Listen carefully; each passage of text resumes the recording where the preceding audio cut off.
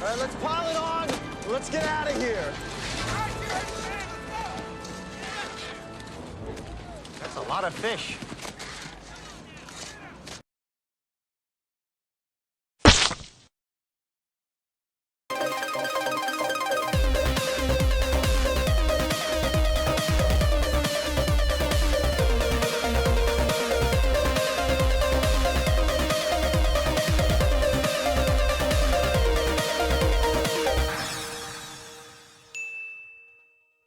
So, WandaVision is over, and I thought Godzilla would be a good movie to review. I've been on a WandaVision kick, and the Maximoff twins in the MCU were played by Elizabeth Olsen and Aaron Taylor Johnson, two of the main stars in Godzilla. It was also directed by Gareth Edwards, who directed Rogue One, the film I last reviewed.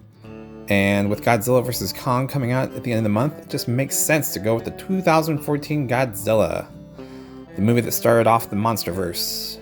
Unlike Universal's Dark Universe that tried to make movies with one goal, make a movie franchise to compete with Marvel, this movie was actually made well all by itself. And it kicked off the MonsterVerse, but much like 2008's Iron Man, it was a first decent movie and self-contained. It wasn't necessarily Oscar-worthy, but those visuals and that scale, wow. Speaking of scales, if you were to take a brief moment and give this video a like, that would tip the scales of YouTube and really show them how much you like it. Get it? Okay. I'll just vamp here for a sec and give you some time. So, how's it going? Good? Oh, good. That's great to hear. And we're back. Here's what's up with Godzilla. So we start with this traumatic event.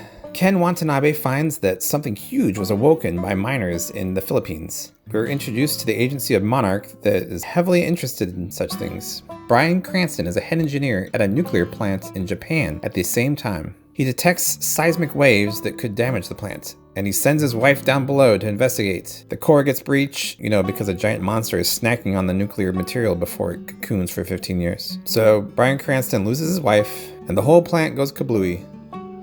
Sad face. 15 years later, Bryan Cranston's son, Ford, is all grown up, played by Aaron Taylor Johnson.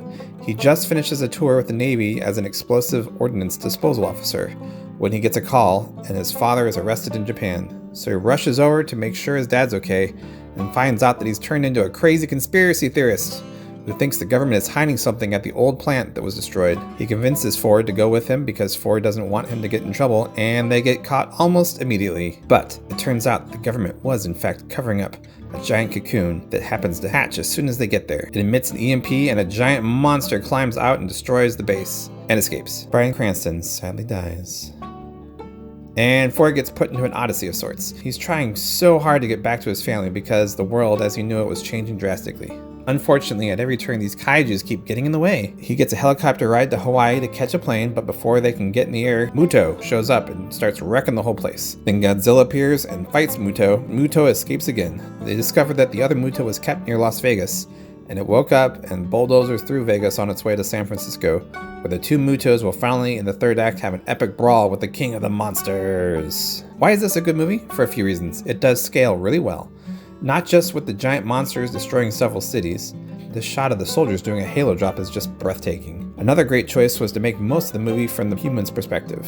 Both by watching the monsters attack from where the humans are on the ground, really grounding this movie and making it more realistic, and also by showing how all this destruction is affecting all the humans. It's a change of pace as it sets up Godzilla as the good guy, even though he does his fair share of destruction as well. He's nature's safeguard against these giant monsters trying to destroy the Earth. So move over, Captain Planet, there's a new sheriff in town. There are some complaints that there wasn't enough Godzilla in this movie, and I get that. There probably could have been just a little more of him in the movie that was titled Godzilla. Now you do eventually plan to have Godzilla in your Godzilla movie, right? Hello? And Aaron Taylor Johnson's character, Ford, was kind of bland, just a little. Other than that, this movie was on point. It's Godzilla! It's what got Gareth Edwards hired to direct Rogue One. This movie was followed up by Kong, Skull Island, and Godzilla, King of the Monsters. And those movies were alright, although they each made less and less money domestically. Surprisingly, of the three movies, Kong made the most worldwide with a big push internationally. It must have been Samuel L. Jackson. So the Maximoffs were in Godzilla, and Nick Fury, Captain Marvel, and Loki were in Kong. There were no outstanding Marvel actors in King of the Monsters, but Bradley Whitford, the legend, was there. Anyways, I'm looking forward to see Godzilla vs. Kong at the end of the month. It'll be the final movie of the franchise, you know, unless it makes a crap ton of money, and then they'll be like, more! And that's my take on Godzilla, a movie that did a complete 180 from the 98 version. That's a lot of fish. And actually kept it way closer to the source material. I don't grade movies on scales or thumbs or anything, but I would give this movie an attaboy because they did a really good job on it. Alright, that's it for me, and I'm Mr. Movie Lover, and I'll see you again real soon. Bye.